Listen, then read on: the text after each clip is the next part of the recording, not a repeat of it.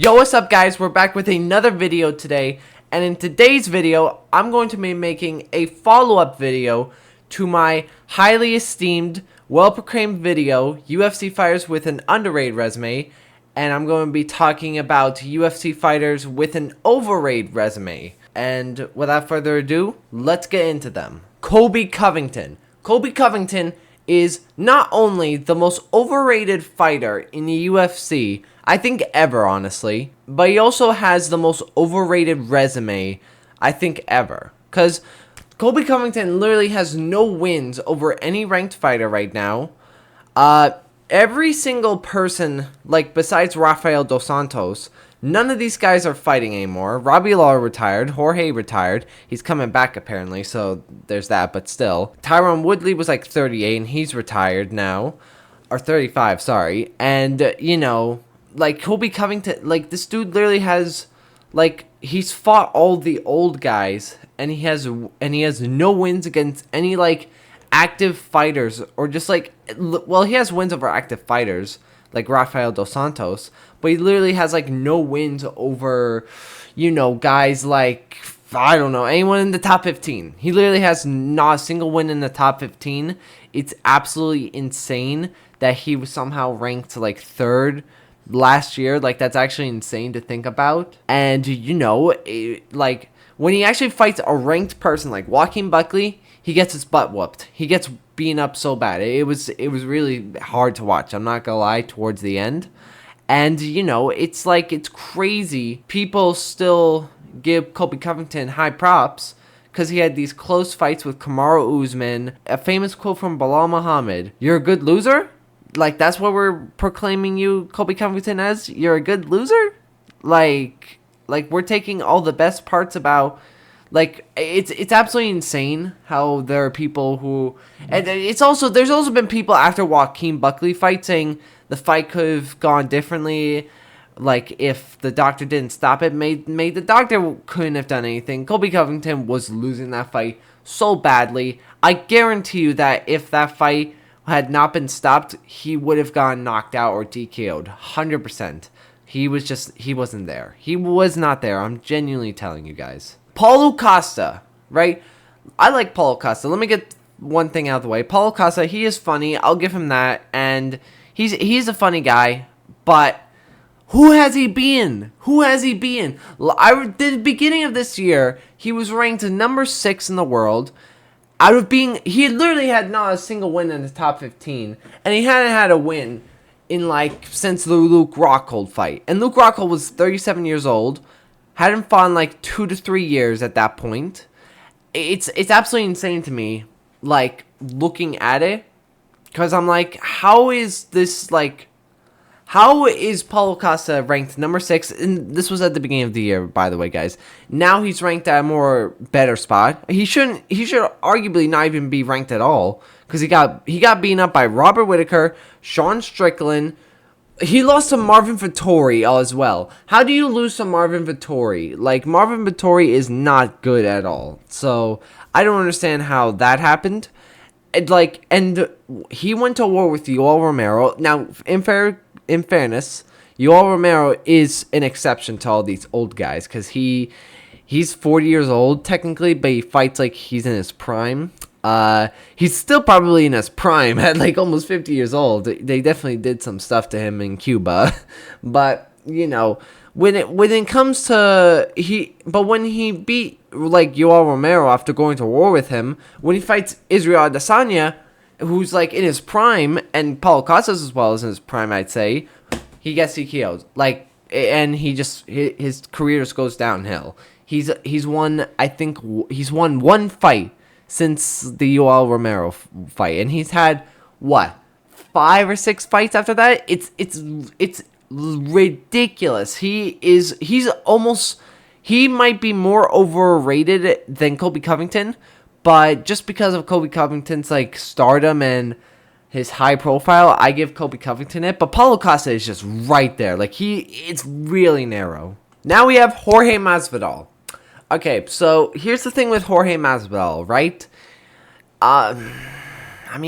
With Jorge, right? He at his prime, right, guys? Jorge was good, but he was never, like, elite. He never was elite. Like, his best win, I would say, is either Darren Till or Nate Diaz.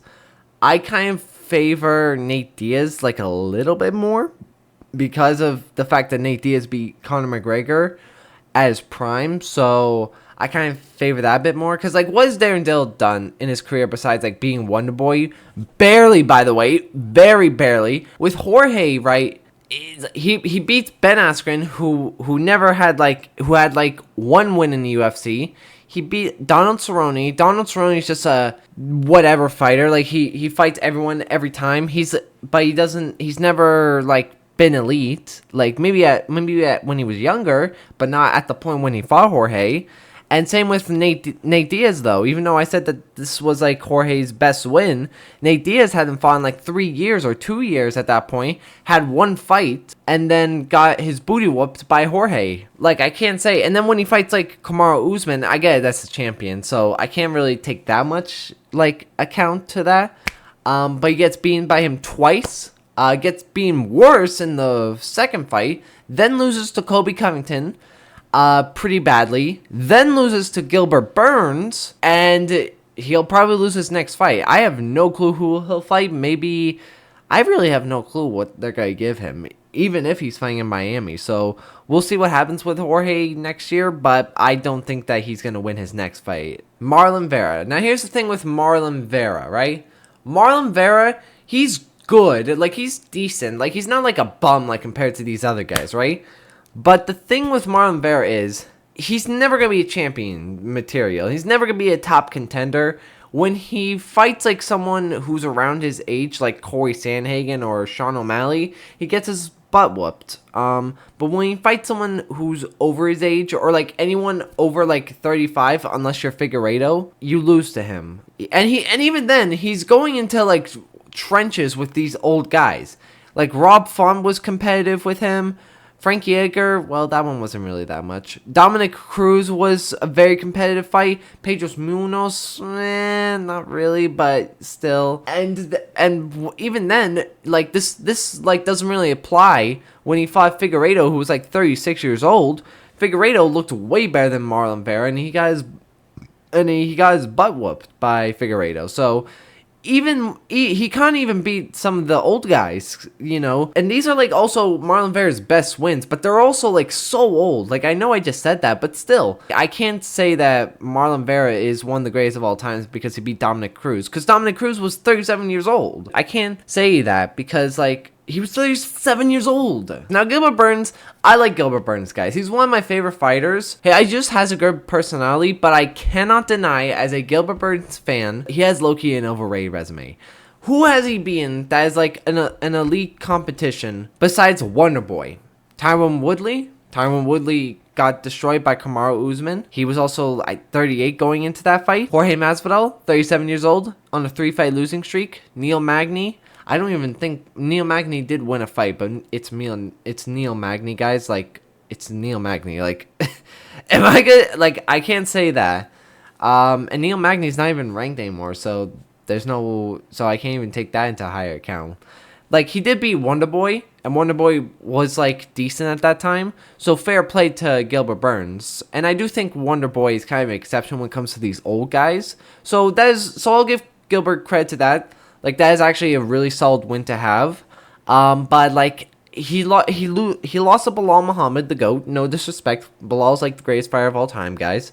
He then loses to JDM, TKOs. He almost wins that fight, so in fairness. Like, it was a competitive fight, but then he gets destroyed by Sean Brady. So, yeah, it's not looking good for Gilbert Burns because he's now also 38 years old. So, yeah, and, like, and Gilbert Burns kind of in the same scenario as Colby Covington when Gilbert was, like, in his prime.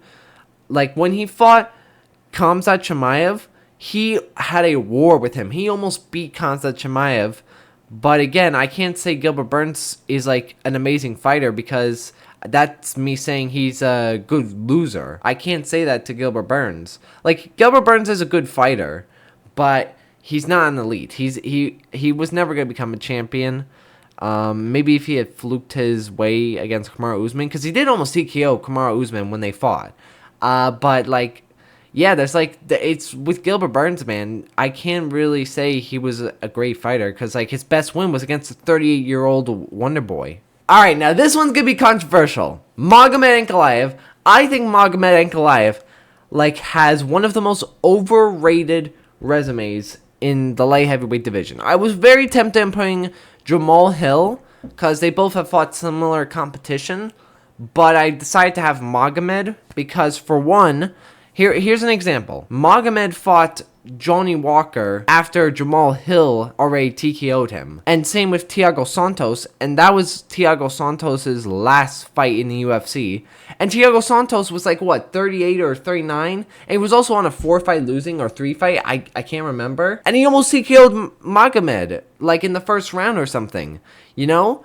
And his wins over like Anthony Smith have aged horribly because Anthony Smith is just horrible nowadays. And he beat Rakic, which I would say is his best win, but Rakic was on a 2-fight losing streak at that point. And it was kind of competitive. I actually thought like it was a little bit competitive with Rakic and Magomed. So even then, I can't. And I was so unimpressed by Magomed in that fight. Like if Magomed had like destroyed Rakic, I wouldn't have. I would have given Magomed some praise, but that fight was horrible, and he kind of made it competitive, guys. I'm gonna be straight up honest. Magomed, I don't get the idea that Magomed can beat Alex Pereira. Alex Pereira is levels above Ankalaev. Magomed is not good. I don't get it. Like, okay, he's better than like most of the guys in the division. He can beat the Rakic, the Volkan Ustamirs. You know, I think he would beat Jan Blachowicz in a rematch. But he doesn't beat like Yuri Prohaska. I actually think that he'd lose to Jamal Hill, and he definitely gets knocked out by Alex Pereira. But guys, that is me covering some of the most overrated UFC fighters when it comes to their resumes. So hope you guys enjoyed this video. Leave a like, subscribe, and I will see you in the next video. Peace!